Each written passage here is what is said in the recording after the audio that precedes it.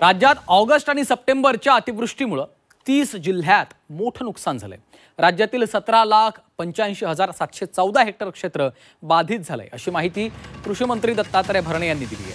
यामध्ये मराठवाड्यात 15 लाख हेक्टर पिकांचा चिखल झालाय, तर मराठवाड्यात गेल्या काही दिवसात झालेल्या अतिवृष्टीमुळे चौघांचा बळी गेला।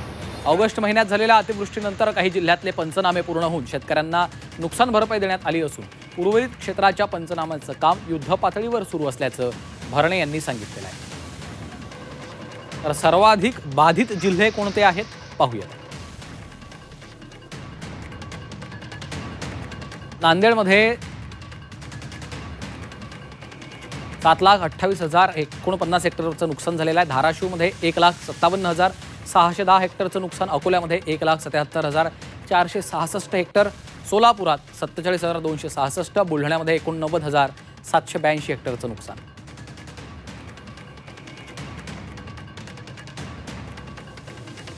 तर अतिवृष्टीमुळे कुठली पिकं बाधित झालेली आहेत, कोणत्या पिकांचं नुकसान झालेलं आहे त्यावरही नजर टाकूयात।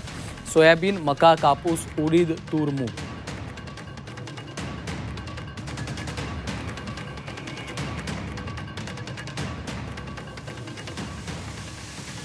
तर भाजीपाला पिकांचंही नुकसान झालेलं आहे। फळ पिकं, बाजरी, ऊस, कांदा, ज्वारी, हळदीचं देखील अतिवृष्टीनं मोठं नुकसान झालेलं आहे।